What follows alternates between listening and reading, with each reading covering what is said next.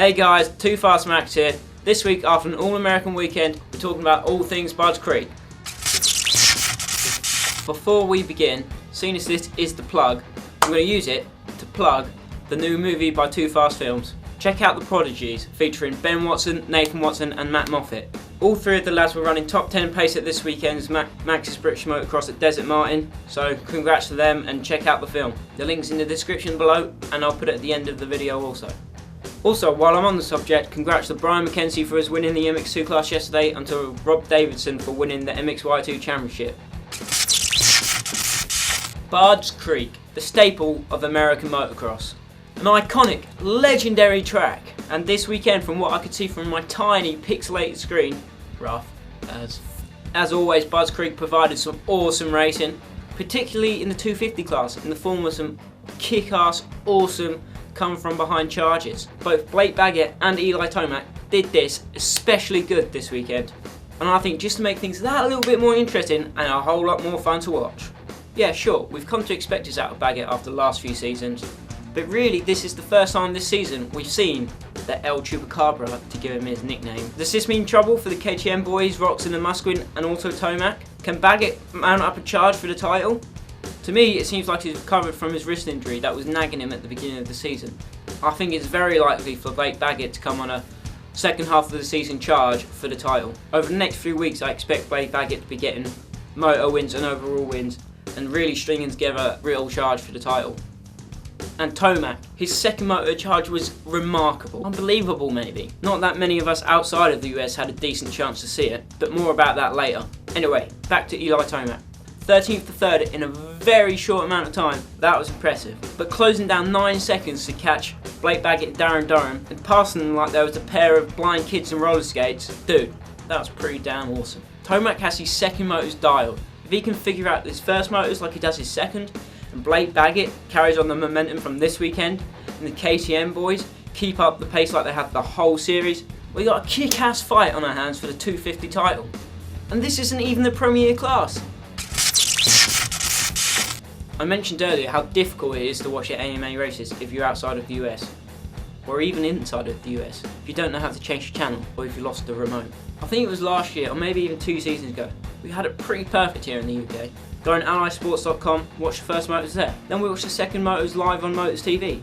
Perfect, awesome, right? Sorted. This year? Well, this year it's just the ball ache. It's different every damn weekend. One week it's first motors only on Analyse Sports. Next week, second motors only on Analyse Sports. Then I decide, let's just watch it on Justin TV. Then the next week, I can't find any Justin TV leagues. Ball ache. Really, it just means if you're outside of the US, it's difficult, it's hard to keep up with the series and follow what's going on. Which in hand means it's hard to be a fan of AMA Motocross. Which is a shame, because it's probably the most exciting motocross series in the world.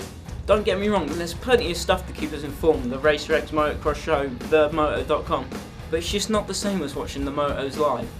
How do you watch the AMA Motocross? Where do you watch it? What do you do? Share your methods with us. Use the comments and let us know.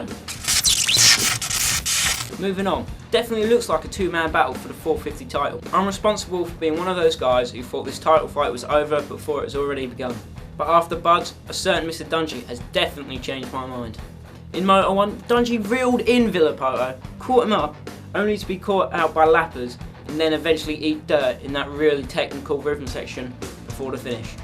But it was the second moto that really changed my mind. The Dungey straight up dominated the second moto. Yeah, Ryan Villopoto got an average start, but he quickly moved up to second. But he couldn't close down the gap to Dungey. The Dungey actually pulled away from Villopoto, with the eventual damage being 21 seconds over Ryan Villopoto. I've seen a few people say it, and I think I also agree. Ryan Villopoto almost looked shocked in his post-race interview. Shocked that Ryan Dungey beat him? No, I don't think so. I think Villopoto knows that Dungey's got the pace to run with him and sometimes beat him. But I think shocked that Dungey beat him by 21 seconds. That he can do a single thing about it. Again, I've seen people say that RV played a smart game. He let Dungey win. He let him have it. He didn't want to push it.